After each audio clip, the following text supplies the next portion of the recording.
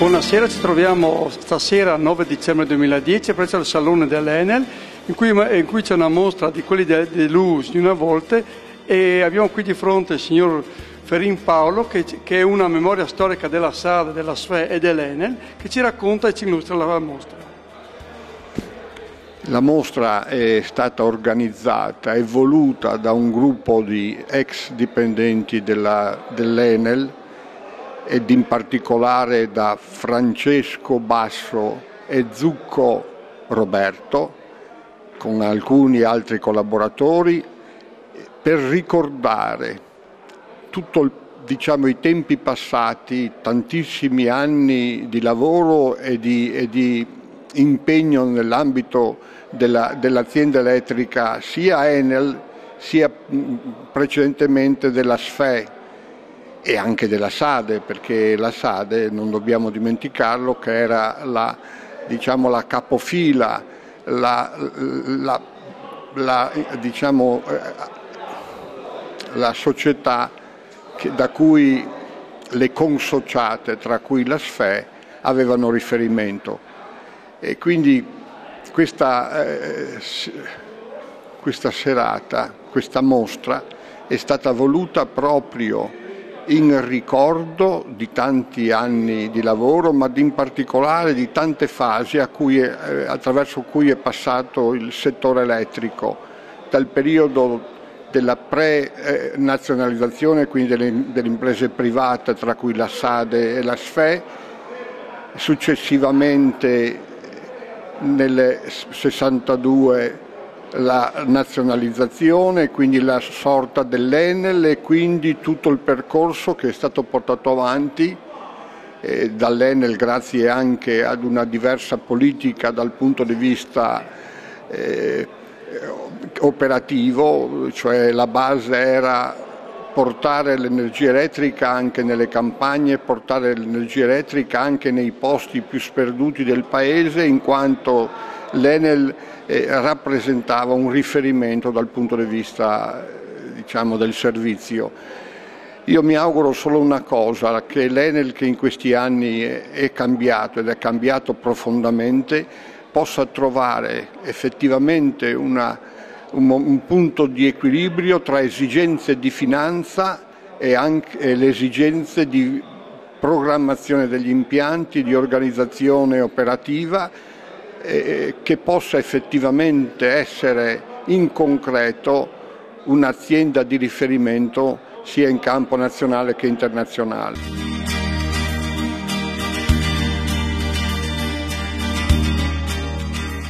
Abbiamo qui il signor Fiappo che è una memoria storica dell'Enel che ci dirà alcune cose. No, è una bella iniziativa, mi fa piacere perché pensavo che avessero buttato via tutto, invece qualcosa è rimasto, no? Di materiale, di apparecchiatura di un tempo. Fa piacere vedere tanti colleghi che non sono più in servizio e quindi sperando che si ripeta nel tempo, ma per oggi va bene così.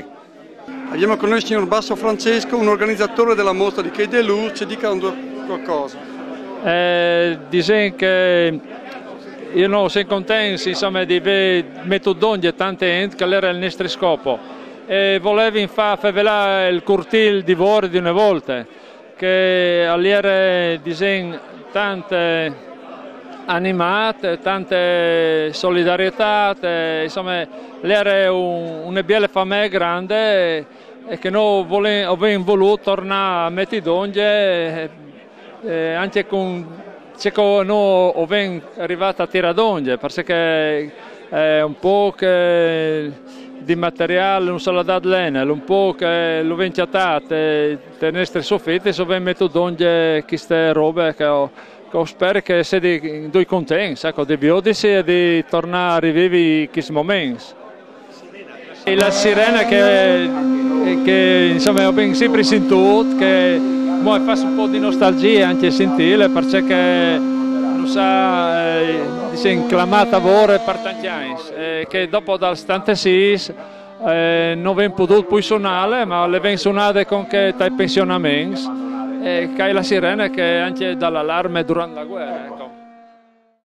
Qui abbiamo il signor Paravano, una memoria storica dell'Enel e della SFE, e ci racconti qualcosa. La mostra è nata così per caso, parlando di fronte a un bicchiere di vino, qualcuno ha detto, beh, facciamo anche qualcosa per coinvolgere anche le persone, gli anziani pensionati, facciamo una mostra così di documenti. Poi dai documenti si è passati anche agli oggetti, gli attrezzi di lavoro, ai materiali, per cui così per caso poi abbiamo chiesto il contributo di tutti, chi aveva in cantina, e difatti hanno svuotato le cantine e hanno portato qua tutto questo bel po' di oggetti interessanti dal punto di vista storico.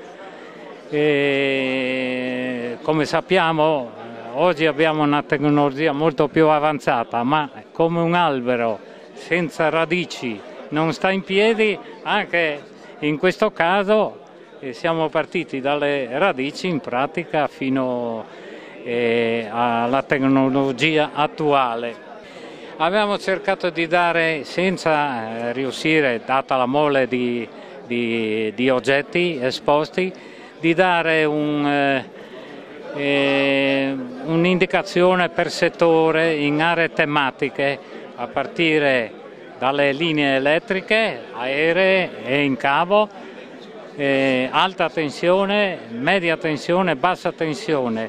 Poi siamo passati alle cabine primarie, alle stazioni e alle centrali, poi alle cabine secondarie, poi agli strumenti di misura, agli attrezzi che si impiegavano nel tempo e poi ai documenti di lavoro tecnico.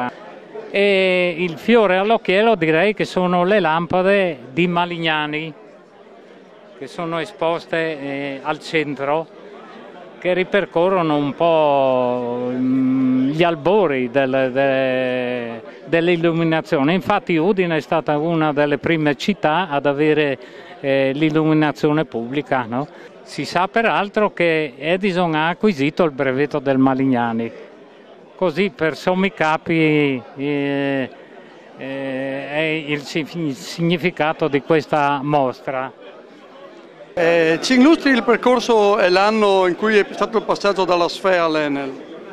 Allora, innanzitutto la SFE era una società prettamente friulana, società friulana di elettricità, che aveva accorpato già delle piccole aziende a carattere familiare, tipo una volta i mugnai erano i primi che hanno creato le prime centraline, avendo l'energia dell'acqua, le ruote motrici, e quindi hanno applicato per produrre l'energia elettrica. E la SFE quindi è nata negli anni tra il 10 e il 20, abbiamo documenti del 1918 qua. Questa mostra è stata improntata forse più che altro ai lavori della distribuzione, ai lavori che sono stati fatti qua a Udine. Però abbiamo riportato anche fra le testimonianze delle persone che hanno lavorato a quel tempo presso la diga di Sauris, che come ci hanno raccontato, col secchio portavano sul cemento che arrivava fino alla stazione di Villa Santina. Ecco.